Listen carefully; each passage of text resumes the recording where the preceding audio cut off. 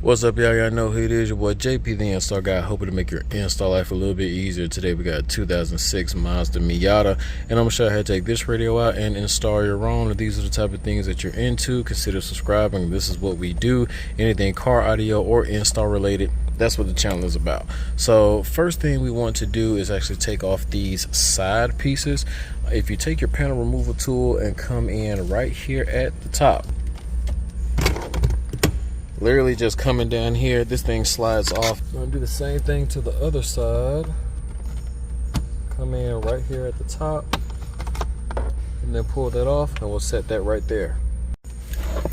Next, if you look at the side right here, you're gonna have a Phillips head screw, and there's supposed to be one on this side, but it seems like somebody tried to take this radio out before and there's not a screw on there. Yours should have two on each side, so let's go ahead and take these out. Next, we want to come here to the knee bolster, and we want to pull that down, and then we want to actually take out the 4 Phillips that hold this thing together.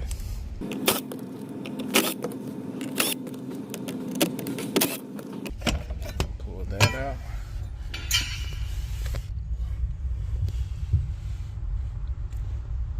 And if you look right there, looks like a 10mm bolt.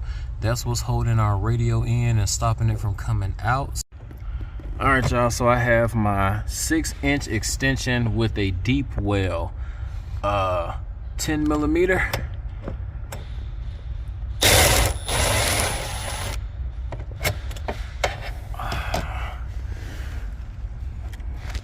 And there we have it. Basically, I am coming at this angle, kind of towards the back, but coming up here. That was weird. So now that that's out, slide the radio back. Something's being hung up. There we go. So what was holding it back was the fact that the harness at the bottom going to the AC controls was a little short, so I had to reach back there kind of blind and pull that out. Then I was able to turn it to the side to get the actual this harness out. That's the main harness for the radio. Now that is your antenna right there. It does have the Motorola style plug, but it is short, so you will need a extension if you're going to install it with another aftermarket radio. And we have all those parts. Let's go ahead and get this thing prepped up. All right, so we're here on the test bench. We got the Sony XAV-AX 1000. I think this is considered like an oversized single DIN radio, but you can't mount it as like a single DIN. It has to mount like a double DIN. This is not a detachable face. The dash kit is going to come with 6 different pieces on the single DIN. If you guys have a single DIN radio, then you will utilize this pocket, slide that in here, and then we use this as the top trim part, and then you will mount this to your single DIN radio. We do not have that, so we're not going to use these 3 pieces. What we want to do is we want to actually cut this bar out first. So we're able to cut that part out, and remember, we are leaving this notches on the back because our side pieces is going to mount up onto those notches. So this would be the left side. See how that part that we left lines up perfectly right there. Put this one on the right.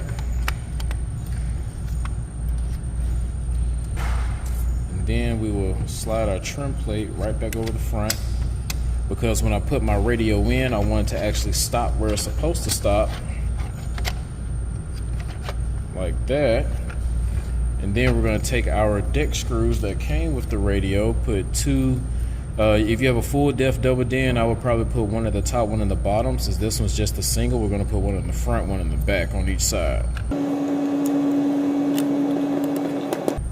I like to start with one side first and then line it up on the other one.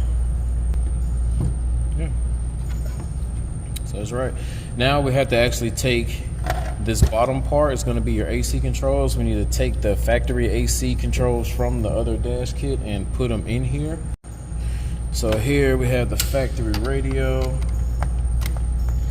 Now Usually I don't mind using a drill to take something out of something because it may be torqued down a little bit much, but when we're putting something in, I definitely want to use the hand tools and rely on my hand pressure, because you don't want to over torque it. You can damage the plastic to where it won't be fitting, and we want this stuff looking flush.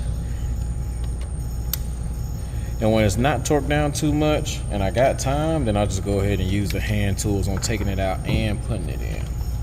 So that comes off simple like that. Set that over here.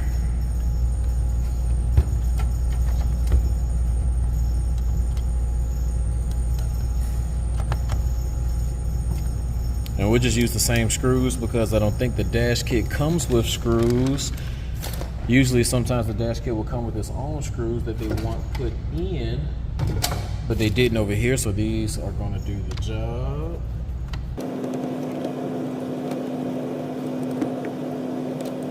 It's clean.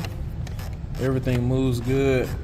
You always want to double check this just to make sure, especially if it has buttons. If it has buttons, sometimes the buttons can be stuck, and if they are stuck, then you're gonna have to go back. These are its own little mechanism, so we just had to take out the old one, put in a new one. We're good to go. Let's get it wired up. We're not good to go. I forgot. We gotta add the little clips on here. Now, sometimes I'm not gonna sit here and lie to you. If the factory radio was going to be junk and trashed, then what I'll do is I'll use the factory clips, because they're going back in the factory slot where they came from. Not to say that these won't work, but I can just save these for the one time that the dash kit may not come with clips, or maybe one time you may lose a clip and then you have some extra, but it just all depends. Now for this Mazda Miata, we use a standard $20 wire harness. There was no CAN data behind the radio, so we didn't necessarily need to use a module or anything like that.